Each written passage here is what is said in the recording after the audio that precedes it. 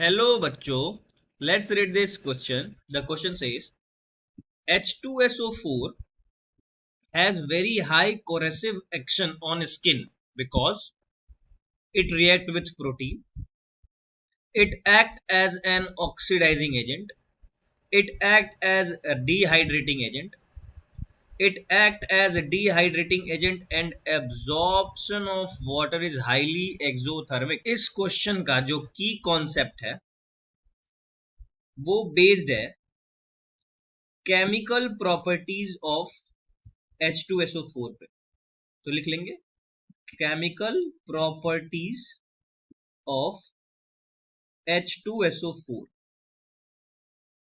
तो यहां पे देखिए हमको पता होना चाहिए कि H2SO4 जो है उसमें S का जो ऑक्सीडेशन नंबर होता है वो होता है +6। तो +6 से ये +4 +2 0 -2 तक जा सकता है। मतलब खुद क्या हो सकता है, रिड्यूस, मतलब सामने वाले को क्या कर सकता है, ऑक्सीडाइज।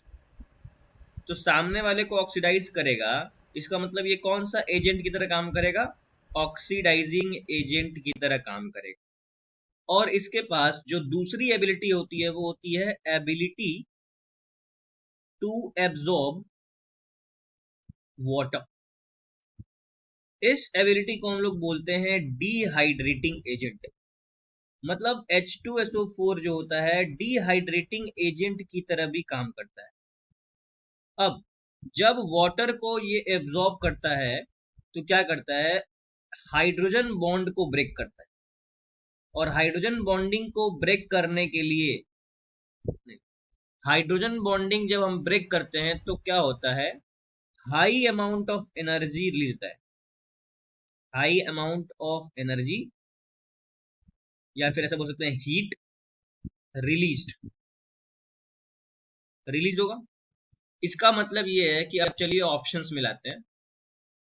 तो पहला ऑप्शन दे रखा है इट रिएक्ट विथ प्रोटीन। देखिए रिएक्शन करता है प्रोटीन के साथ, प्रोटीन को डीनेचुरेट कर देता है, डीनेचुरेट।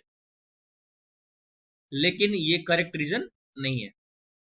बी ऑप्शन बोल रहा है it act as an oxidizing agent. ये ऑप्शन तो सही है, मतलब एक्ट तो करता है ऑक्सीडाइजिंग एजेंट की तरह, लेकिन इस क्वेश्चन में रीजन सही नहीं है, नॉट करेक्ट रीजन।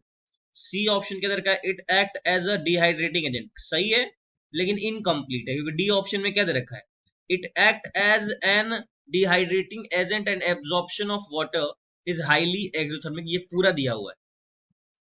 इसका मतलब ऑप्शन डी क्या हो जाएगा, करेक्ट हो जाएगा, और ऑप्शन सी क्या हो जाएगा, अभी इनकम्प्लीट में आ जाएगा।